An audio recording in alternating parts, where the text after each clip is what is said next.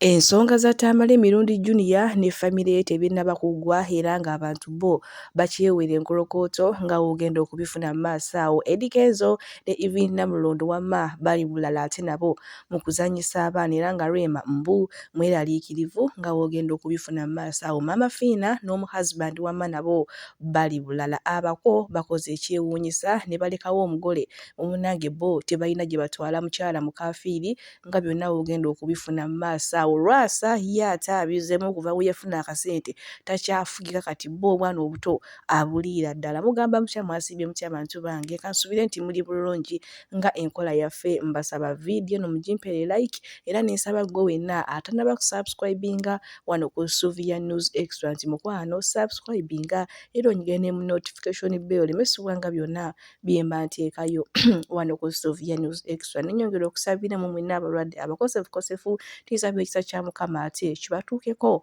ba mikwano. BF Suma Herbal Research Clinic bajjanjabisa ddagala lya butonde. Munnange sigenda kuliisa era nga nkutandise ne Lwasa nga w'omulaba wo kamera zaffe zamuguddeko nga ennaku zino omanyi yaddamu n'akwasa akasente naye ba ex bonna teyabaddira wabula kati ennaku zino apepeya na buwala buto nga w'okalaba linda ogenda kulabako akawala kaana kato naye maama wo obwana bw'ennaku zino bwagala ki ku basajja abakulu. Munnange okuva we yafuna ssente takyafugika, aliwo okukola kyayagala. Munnange ndowooza luli yafuna ssente n'azikozesa bubi Mukama n'azimuggyako n'addamu n'amwongerayo chance naye maama era ndaba atandise okuzikozesa obubi kuba kati yuuyo ali mu kwebereka ku bwana buto by the way no nabuzzukulu naye nga wetuli bwe tweyongerayo ne Nubiyaniri omanyi bagamba mu kutya Mukama amagezi mwe gasookera era nga ye wenjogerera saawa zino yagenzeeko ate emeka okuba nga yeebaza Mukama olwa famire ennungi gy'amuwadde olw'ekirabo eky'amaanyi kyamuwadde wamma. Kale wetuli mu sayidi ezo so twagala omutonzi kubanga bino byonna bye tuli yabeera abitufudde. Naye si bw'osanga omuntu nga y'okwogera ku Mukama lutalo kale bantu mmwe efunayo kadde weebazeeko ku Mukama, weebaza ebirungi by'akoledde bannaye nga bingi bye tulaba n'ebye tutalaba. Naye nga bwe tuli bwe tweyongerayo n'eriita dansa ono nno nga nfanfe wa Shimba Kalungi munnange avuddeyo n'agamba nti ye talima era talifuna lunaku lwonna lwebaza bakadde be maama we ne taata we nti especially maama we mbu kuba maama we yamuyisa bubi era mutumulabira awo naye omubiri gwe gwonna gwajjula enkovu nga omuntu yamutuusangako enkovu ezo yali maama we nga ye alabanga agenda okwonooneka mbu kubanga bamutwalanga ku ssomero ng'atolokayo ate ye nga yeegendera mu kalyoki ng'azina kalyoki mbu ng'azina ebimansulo. Maama we ndowooza kwe kumubonerezanga. Kale bwe tuli bwe tweyongerayo ne Eddy Kenzo munnange tuli tukyali mu vibe ya birthday ya Maya Musuuza Mirembe anti kano akatambi katambudde nnyo. Evelyn Namulondo ng'ali ne Eddy Kenzo n'abaana nga bali mu kuyimba happy birthday baabo munnange bageze mu zi supermarket basuubudde ebintu munnange abantu bagamba ne Evelyn gw'ogenda kwewummuzaako ddi ogenda kwewummuzaako ddi mbu munnange ayinza okuba mbu nga yeetega Eddy Kenzo mbu ate Eddy Kenzo munnange yeetegedde wabi ayina minisita. Kale ebigambo by'abantu muno bino byo tebisanyusa Rema Namakula naye bwe lwakuba Rema Namakula talina ngeri ki gy'atandika kugambiramu Evelyn Namulondo nti munnange ebintu by'okola nze sikola ki sibyagala. Naye Evelyn Namulondo ono yasooka kulaba Eddy Kenzo then n'alyoka alaba Rema Namakula we mba nkuzizzaako mabega bwe tweyongerayo ne surprise munnange Lydia Jasmine yagenze na surprise nga Shimba Kalungi ng'ali ku Spark TV ng'ali ku Sanyuka TV munnange yamusurprise nze bannange sooka olabe abantu abaagalana wabeerayo abantu nga bo ba mukwano nga tebeeriimu buzibu bwonna kugamba nga tebeeriimu bukugu bwonna naye nga kino kye yakoze Shimba Kalungi yasooka n'akikolera Lydia Jasmine ku konsati ye eri kati munnange ndowooza naye yagambye kankusasule kikwano ng'ombeereddewo bingi by'onkoledde sooka olabe ekyabadde awo ate tusobole okweyongerayo bambi kannannyabo naye nga ebintu by'olubuto lukulidde ddala wadde agezaako okulukweka naye ffe abalaba tuba tulaba omanyi bagamba eri omukulu awaddugala weewalaba wamma ekivayibu kyabadde awo omukwano lekaleka bannange ngenda kuba nga mbatuuzaako akatambi nammwe ate musobole okuba nga mubyerabirako temugamba mbu ate suubi biki akatambi kaakanuko nkayina bannange Shimba Kalungi abayimbi abamuli ku mutima kabako Lydia Jasmine ne Amelia Nambala be bantu be bayimbi abamuli ku mutima kati mu abasigadde mufune gye mugooyinga kuba yo lwamubuuza muntu kigoosuubira be bantu byayogedde ate abantu byayogedde era nga kwe kwabadde omu Lydia Jasmine nga yaze okumusurprise nga bannange oyinayo omukwano gwakuli ku mutima ate nga naye mu mikwano gyo mulimu omu eyasazeewo okusurprisinga while on TV today. Who do you think is that person? Muyimbi simanyi ne mukwano gwo so kompe tugubuza nange simanyi njagala kumanya okuva gy'oli kati kangende mu side zonna wabeera muyimbi ali kabako Lydia Jasmine Lilian tayinza kunsurprisinga ku TV Amelia tayinza kunsurprisinga ku TV. Okay. Kale I knew. You knew. No, like when I was like, no one. But I'm thinking, I'm like, if it's not Jasmine, like. I had to revenge. You had to revenge. I can see. And I was thinking about the best revenge. Which was ever. Welcome, Lydia. And pink flower was a very good revenge. And I hope I killed it because you guys, what Shiba did to me, I never forget. Thank you so much. So happy for you. Coming, Jasmine. Congratulations, you guys. Thank you so much. I don't know where. It's not my interview. I'm sorry, I interviewed, but I had to do it. Mine, and I invite you. I'm allowed. You're allowed. So, banana. You can have a seat. Yeah, you can. Thank you. Please. Thank you so much. Do you like them? I love it. You love them? I love them. Thank you for Shiba. the thought. Eh? You guys, I'm sorry. I'm not this kind of person who could just come out but I had to do it for you. Because I need to do something that can really impact. And I wanted to let people know that Shiba came in a time. Even talking about it, I get goosebumps. Olunaku lwa show yange nga ncha zali same kuba kironga ngina nakwebaka oba musanvu oba munana nga ndi scared nga ndi depressed nga ndi stressed nga nkaba nga I'm scared when people come banaja tebaja enkuba enetonya ebichi kati omuntu gwe nali njagala a person like her good connecting obulungi omuntu alina experience ensingako okungumya and you don't know they came with Lillian, also my close my favorites. I know. Ne bansabira. Bless you. She gave me $600. Flowers, everything. Ne babeerawo for like a long time to make me. Trust me, when you left nali funya amani saddamu nakweralikirira. So I just needed that hug, that long hug we had, the prayer. So nagambe naye nkole kyoba naye kangende ku mawulire ndoza kye could I really do this? Revenge. So I wish you the best, darling. I am bring my bag. I know. Another Mama's bag. I can get it. We're talking cash now.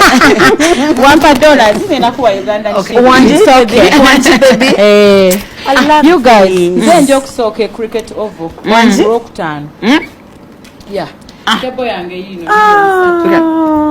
Yes. Thank you so much, for buying my table. Please, guys, buy tables. I mean, 15 years in the industry, sibyangu.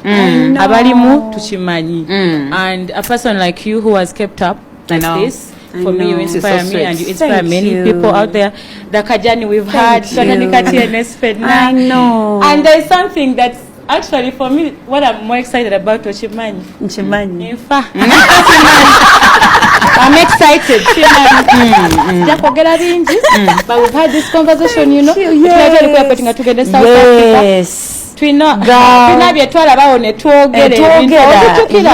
I hope you've done that. Mukwana have done that. Mukwana go teyekola musobi. Mukwana go onomya yote yekola musobi. Yes, I done that. For real. Muulira kuchiri waneno na yeye. Guys, nene muchimanyi.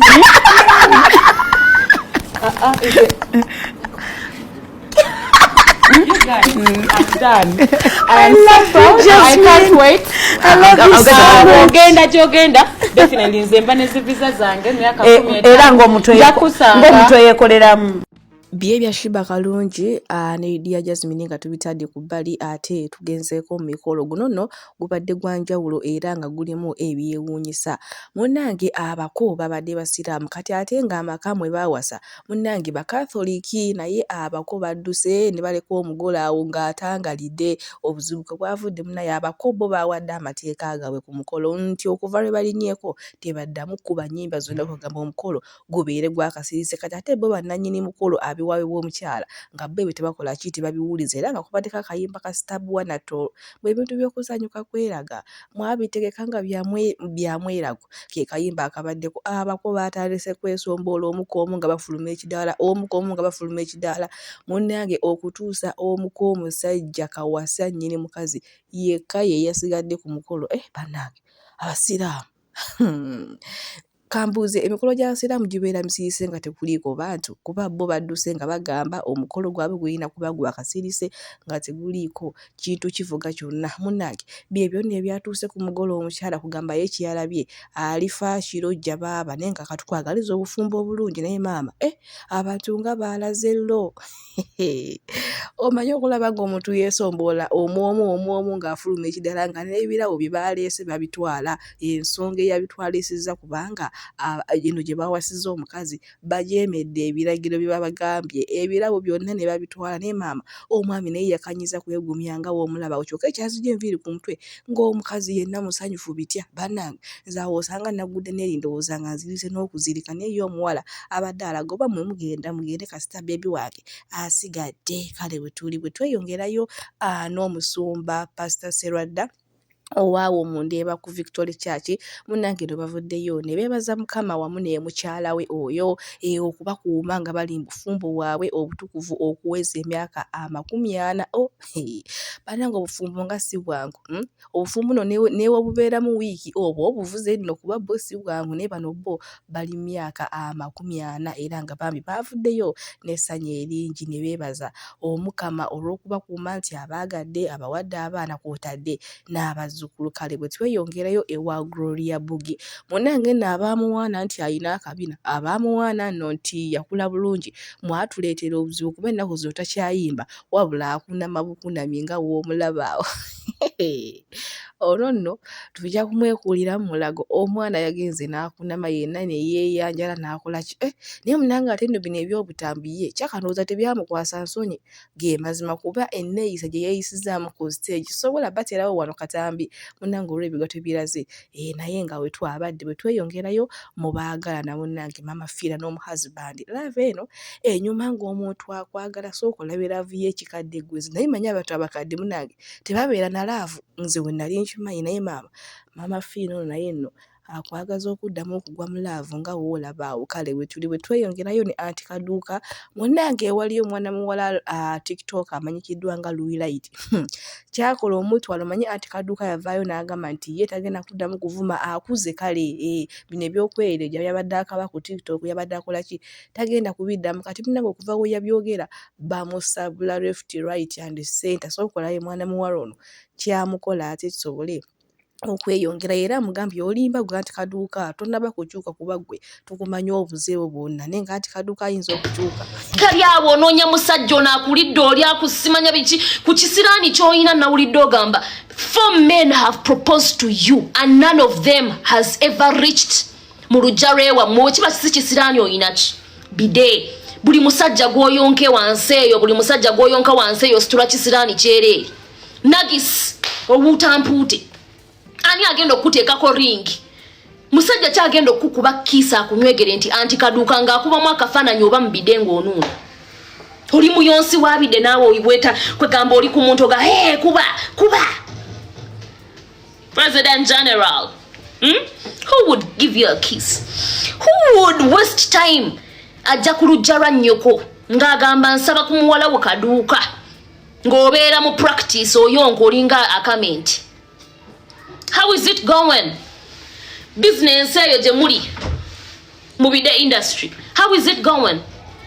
How far now? But they've proposed to you 4 times. 4 times. Nosigala nodaka. Ne bakuzaalamu n'enzaalo zo. 4 times.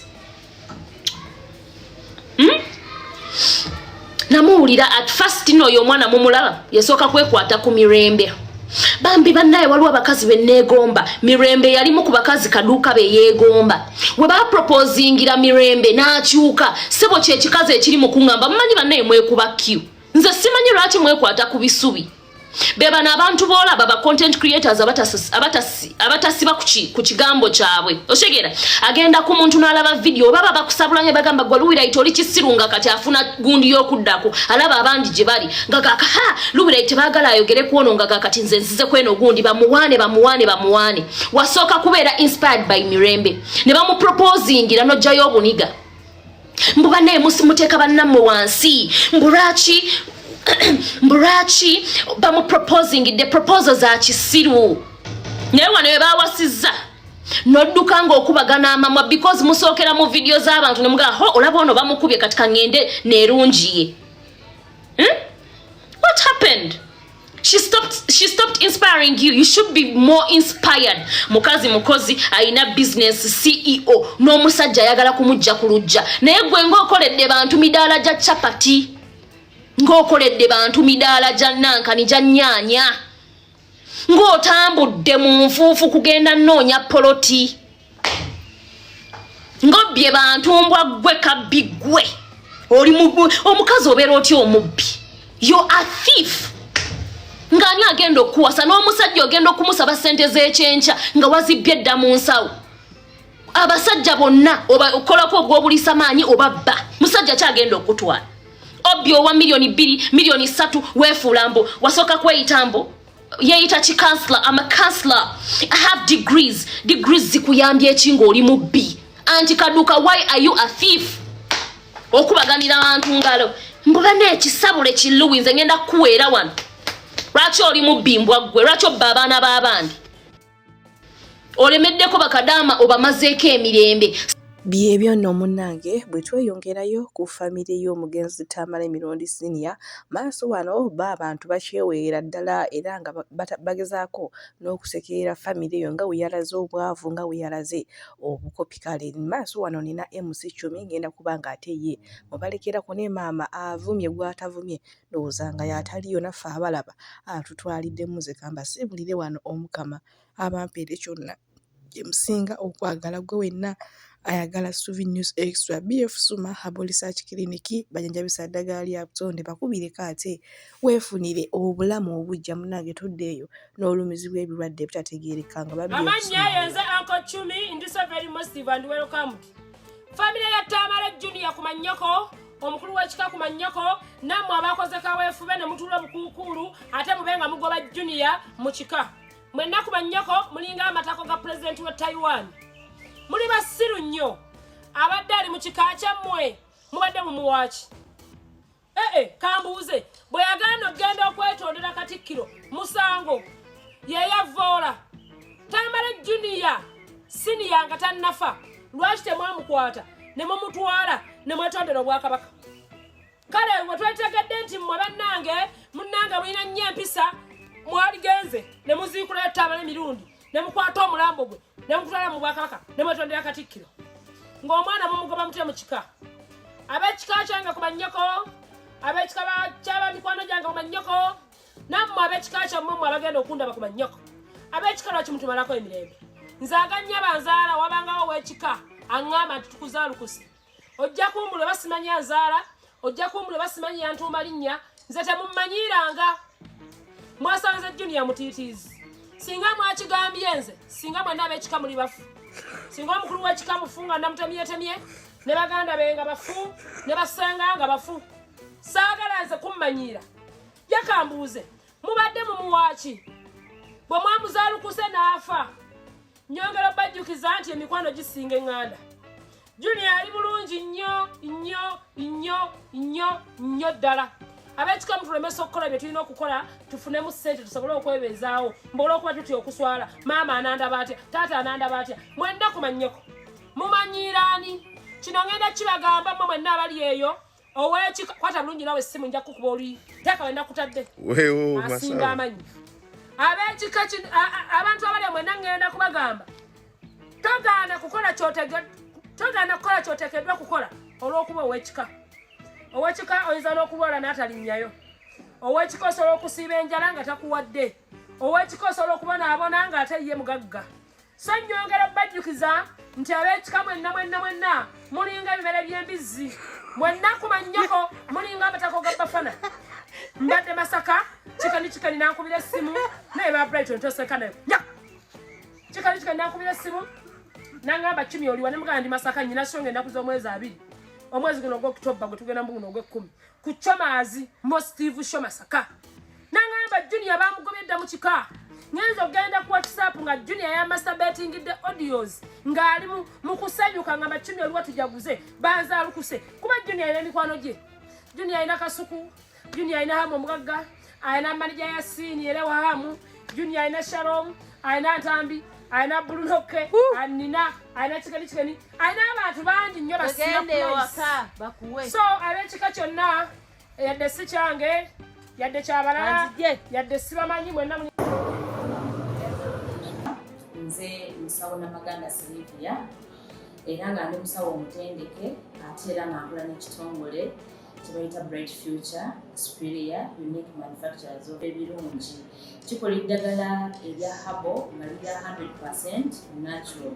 Alina osteoporosis, alina rheumatoid arthritis, alina ebirwadde biri mutawaana bya joints, omugongo, afunye accident, bannange byose byenjawulo.